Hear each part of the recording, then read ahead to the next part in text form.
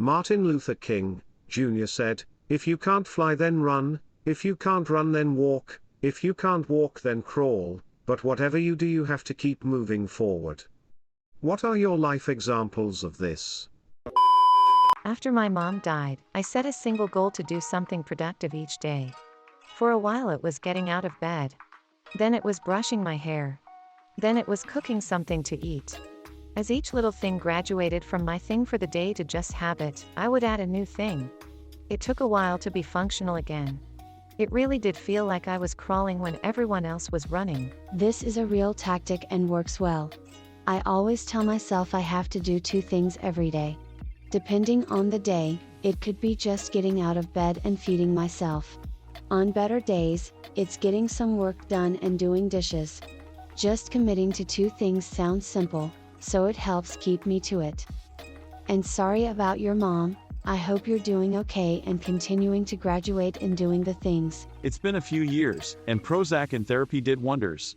I'll admit that COVID's had me struggling lately again. Don't quit us. I relapsed after 7 years sober, and it's been a struggle, but the sun will shine on another day. Head up, chin up. Hell, head down ass up if that's your thing.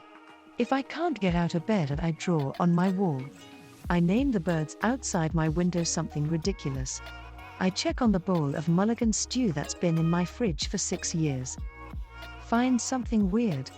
That's what really works. Not to sideline everything else you said, because of course I hope you're well and empathize with your struggle for sobriety and coping mechanisms and wish you all the catharsis in the world, but I would be very interested in hearing more about both your wall art and your 6-year-old mulligan stew. Sounds very moldy interesting. Are you deliberately cultivating it? Photos. Living TBH. My parents never believed, and still don't, that depression is a real thing, so they never got me help when I was younger. I'm 30 now and still crawling on. Keep crawling, we can all fight together. Edit, thank you guys for the awards and the upvotes. Edit number 2, thank you guys for making me feel like a good person. All of the comments saying this helped you so much honestly made me cry, and I am so grateful that I got to help you guys. Like a fight club? You son of a bitch, I'm in. My career. I feel like I'm flying now, but holy smokes, did I start off as a slow crawl though. Edit, I work at a company for everyone asking. What was your career in? Pilot. Started off looking for people's dropped contact lenses for them. Later became a pilot. This is gold. Thanks for the laugh. Seriously, thank you. I've been crying almost non-stop for days. This comment made me laugh out loud. Sorry to hear. Hope you feel better. This is going to sound stupid to most who haven't been through it, but my ex-husband of 17 years cheated on me with my best friend. It's all so cliché. We had 2 preteen boys that he didn't want anything to do with. Somehow I kicked him out of the house. Didn't accept his fake apologies. And then watched my run turn into a walk, then a crawl. I dragged us through every day. It happened the last 2 weeks of school, and I still went to their end of the year award programs and smiled even though neighbors were whispering, and I hosted birthday parties minus a parent, and I taught one to drive. I am not completely sure how I was strong enough, but I brought us all forward in those dark days. I wasn't going to let this affect them. And now, even with their dad living 3 miles away with his new family, and acting like they don't exist, I crawl with them on my back. Edit, I really appreciate all the kindness. It's comforting to hear the positive thoughts, as it's often so isolating. I can't believe I received so many comments. I plan to read and respond to all. Oh, and the awards. Wow. Never got one of those before. You did the right thing. Your neighbors had no right to judge you. Thank you. He had apparently been sending neighbor men photos of her naked as proof. Everyone knew but me.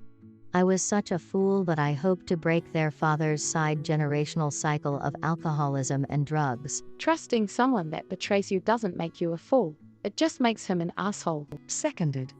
You were not a fool, although I know from personal experience how it can feel that way. You are strong and you can do this. Edit, thank you, kind stranger, for the Hugs Award. I fucking needed it today. Hugs to anyone else who needs one. In the novel Heartburn, Nora Ephron writes that finding out you were being cheated on not only hurts, but it creates a kind of low-level brain damage. You look back on all the scenes that you thought were good and now they are all tainted and you feel not only foolish but crazy. When I was 22, I lost my leg due to a suicide attempt, and becoming an amputee as a result of my own stupid actions was extremely difficult, but I decided I was going to keep living and really see what I could do with the time and resources I have. I always thought I was too stupid and ugly to do anything with my life, but once there wasn't much left to lose, I got my shit together, stopped being a victim, and now I'm 25, going to school, clean and sober, no friends or girlfriend or family really, but I'm content being alone with my thoughts, and I think my prosthetic looks pretty badass. And you get to take your prosthesis off in front of your competition to show him you have a leg up on him. Sorry, couldn't resist. Yeah, but don't forget that he's a foot short when compared to everyone else. I'll see myself out. Some big shoe to fill right there. We're going to hell, aren't we? Greater than we're going to hell, aren't we? One step at a time. Exercise. A couple months ago I was crawling, now I'm walking. Doubt I'll ever be flying, but at least I'm stronger than I was. That is awesome. Not gonna lie, I was pretty sedentary in high school. Around 18, I started riding my bicycle every day, and after about a year I was riding about 100 miles a week. If you don't mind me asking, where do you ride for that long?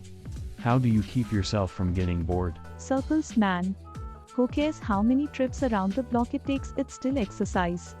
I prefer my stationary bike inside, live in Ohio so it's cold as shit outside, but I love just riding the bike in circles.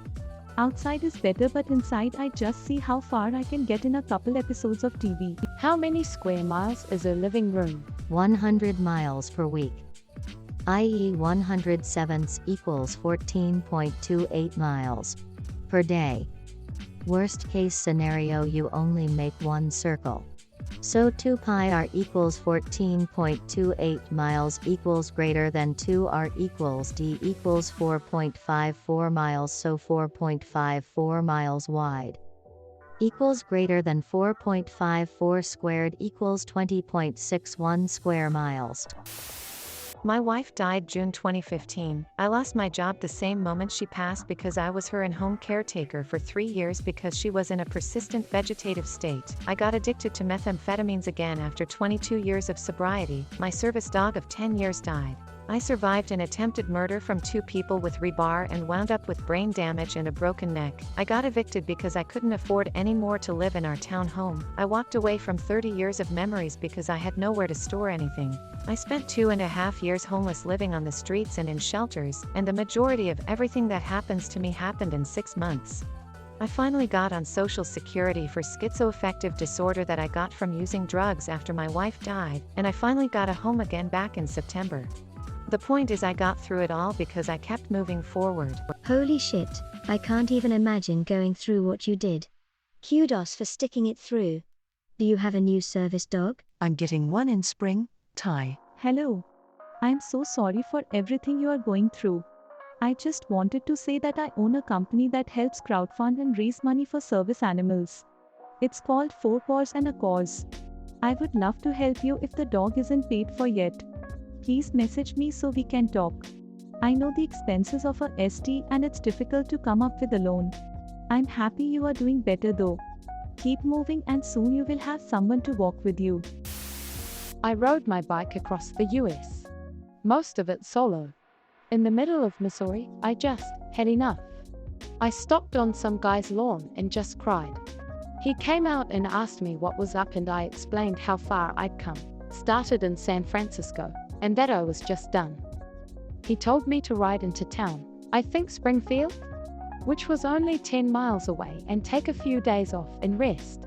Which is what I did, because hey, one more day wouldn't matter, and the worst that would happen is that I'd pack it in and go home.